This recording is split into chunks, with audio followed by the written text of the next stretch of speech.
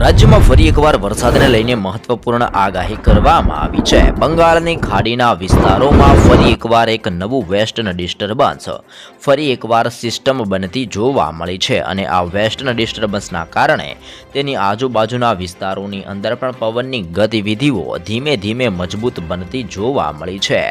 સાથે જ બંગાળની ખાડીના ઊંડાણવાળા વિસ્તારો અને અરબ સાગરના દરિયાની અંદર પણ હવે ધીમે ધીમે મોટી હલચલ સર્જાતી જોવા મળી છે, જે પણ આવનાર દિવસોમાં એક ભયંકર અને તીવ્ર વાવાઝોડું બનીને આગળ વધી શકે છે। જો કે હાલ સિસ્ટમનું સંક્રમણ પણ ધીમે ધીમે મજબૂત બનતું જોવા મળ્યું છે અને આ સંક્રમણ ધીમે ધીમે હવે આગળ વધી રહેલું પણ જોવા મળ્યું છે, જેના કારણે સિસ્ટમનો પટ્ટો આ સંપૂર્ણ વિસ્તારોની અંદર ફેલાયેલો જોવા મળ્યો છે, જેના કારણે પવનની ગતિવિધિઓ આ વિસ્તારોની અંદર 110 કિલોમીટર પ્રતિ કલાકની ઝડપથી લઈને 115 કિલોમીટર પ્રતિ કલાકની ઝડપે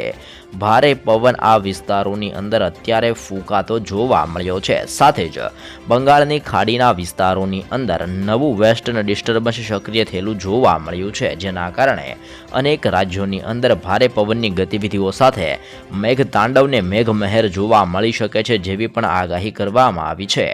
આગાહીના પગલે કેટલાક વિસ્તારોની અંદર રેડ એલર્ટ તો કેટલાક વિસ્તારોની અંદર યલો એલર્ટ પણ જાહેર કરવામાં આવી રહેલું છે। સિસ્ટમનો પટ્ટો પણ આ નવા વેસ્ટર્ન ડિસ્ટર્બન્સનો અત્યંત ભયંકર સ્વરૂપની અંદર આગળ વધતો જોવા મળ્યો છે, જેના કારણે આજે ખાસ કરીને હૈદરાબાદના વિસ્તારો, વિશાખાપટ્ટનમના વિસ્તાર, ભુવનેશ્વરના વિસ્તારોની અંદર સાથે જ ઢાકા, ધાનબડ અને બાંગ્લાદેશના સંપૂર્ણ વિસ્તારોની અંદર એટલે કે આ સંપૂર્ણ વિસ્તારોમાં આજે ભારે પવનની ગતિવિધિઓ સાથે મેઘમહેર, મેઘતાંડવ, આંધી તુફાન જેવો માહોલ જોવા મળી શકે છે, જેવી પણ મહત્વપૂર્ણ આગાહી આ સંપૂર્ણ વિસ્તારો માટે દર્શાવવામાં આવી રહી છે, જેના કારણે વિશાખાપટ્ટનમના વિસ્તાર અને ભુવનેશ્વરના વિસ્તારોની અંદર આજે ભારે આંધી તુફાન સાથે કમોસમી વરસાદ જોવા મળી શકે છે, જેવી પણ આગાહી કરવામાં આવી છે અને ફરી એકવાર ભારે પવન ફૂંકાતો આ સંપૂર્ણ વિસ્તારોમાં જોવા મળી શકે છે।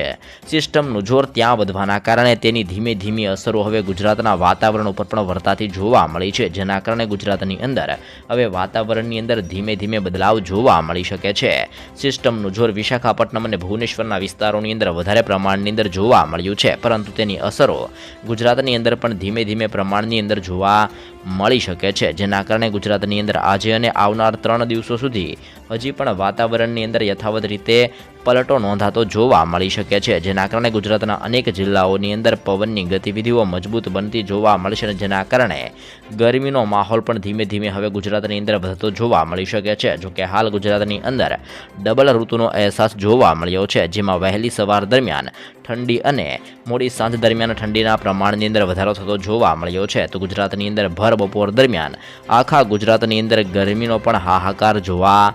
મળી રહેલો છે। આ વચ્ચે નવી સિસ્ટમોની અસરોના ભાગરૂપે ગુજરાતની અંદર હવે ધીમી ધારે હળવા વરસાદ અને પવનની ગતિવિધિઓ જોવા મળે તેવી પણ આગાહી કરવામાં આવી છે। સાથે સાઉદી અરેબિયા આજુબાજુના વિસ્તારોની અંદર એક નવું વેસ્ટર્ન ડિસ્ટર્બન્સ ત્યાં પણ સક્રિય થતું જોવા મળ્યું છે, જેના કારણે ઓમાન આજુબાજુના વિસ્તારોની અંદર હવાનું દબાણ હવે આવી રીતે મજબૂત બનતું જોવા મળ્યું છે, જેના કારણે એ સિસ્ટમની અસર પણ હવે ગુજરાત ઉપર ધીમે ધીમે નોંધાઈ શકે છે અને બીજી સિસ્ટમ જે અત્યારે બંગાળની ખાડીમાં બનતી જોવા મળી છે, જેની પણ અસરો ગુજરાતની અંદર હવે ધીમે ધીમે મજબૂત બનતી જોવા મળી છે। આમ આ બંને સિસ્ટમોની અસરોના કારણે ફરી એકવાર ગુજરાતની અંદર આજે વાતાવરણની અંદર પલટો આવી શકે છે અને આજે અને આવનાર 3 દિવસો સુધી ગુજરાતની અંદર વાદળ છવાયું વાતાવરણ જોવા મળશે, જેવી પણ મહત્વપૂર્ણ આગાહી કરવામાં આવી છે।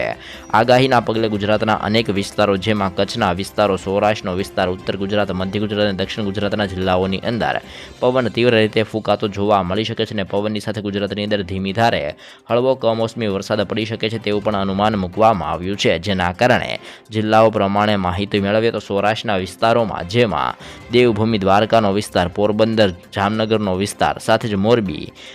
જૂનાગઢના વિસ્તારોની અંદર, ગીર સોમનાથ, અમરેલી, ભાવનગરના વિસ્તારોની અંદર અને સુરેન્દ્રનગરના વિસ્તારોની સાથે બોટાદ અને રાજકોટના વિસ્તારોની અંદર પણ પવન અત્યંત મજબૂત રીતે ફૂંકાતો જોવા મળી શકે છે। ગુજરાતના દરિયાકાંઠાના વિસ્તારોની અંદર પવનની ઝડપ 35 કિલોમીટર પ્રતિ કલાકની ઝડપથી લઈને 40 કિલોમીટર પ્રતિ કલાકની ઝડપે ગુજરાતના દરિયાકાંઠાના વિસ્તારોમાં ભારે પવન ફૂંકાઈ શકે છે, જેવું પણ અનુમાન મૂકવામાં આવી રહેલું છે। સાથે જ કચ્છના વિસ્તારોની અંદર પણ ઠંડીના પ્રમાણની અંદર હવે વધારો જોવા મળી શકે છે, જેની અંદર અંદર નળિયા, ખાવડ અને ગાંધીધામના વિસ્તારોમાં તીવ્ર પવન ફૂંકાતો જોવા મળી શકે છે. પવન મજબૂત રીતે ફૂંકાતો હોવાના કારણે કચ્છની અંદર પણ ધીમી ધારે કમોસમી વરસાદ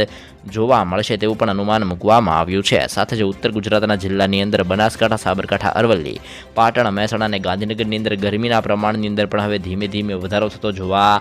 મળી શકે છે અને ગરમીની સાથે ગુજરાતની અંદર ઠંડી પણ જોવા મળશે અને સાથે જ ઉત્તર ગુજરાતના વિસ્તારોની અંદર ધીમી ધારે હળવો વરસાદ પડી શકે છે તેવું પણ અનુમાન મૂકવામાં આવી રહ્યું છે. તો મધ્ય ગુજરાતના વિસ્તારોની અંદર પણ અત્યારે બમ્પર ગરમી પડતી જોવા મળી રહી છે, જેની અંદર અહેમદાબાદ, આણંદ, વડોદરા, દાહોદ, છોટાઉદેપુર, ખેડા, પંચમહાલ અને મહીસાગરના જિલ્લાઓની અંદર ઠંડીના પ્રમાણની અંદર હવે દિવસે ને દિવસે વધારો થતો જોવા મળી રહ્યો છે અને બપોર દરમિયાન ગુજરાતની અંદર પુષ્કળ ગરમી પડતી પણ જોવા મળી રહી છે, જેમાં 36 ડિગ્રીથી લઈને 38 ડિગ્રી સેલ્સિયસ જેટલું પણ તાપમાન મધ્ય ગુજરાતના વિસ્તારોની અંદર નોંધાઈ આવશે તેવું પણ અનુમાન મૂકવામાં આવ્યું છે. દક્ષિણ ગુજરાતના વિસ્તારોની અંદર વાદળછવાયું વાતાવરણ જોવા મળી શકે છે, જેની અંદર ભરૂચ, નર્મદા, સુરત, તાપી, નવસારી, ડાંગ અને વલસાડના વિસ્તારોની અંદર ગરમ પવનો સાથે ગુજરાતની અંદર ધીમી ધારે હળવો કમોસમી વરસાદ ગુજરાતની અંદર જોવા મળે તેવું પણ અનુમાન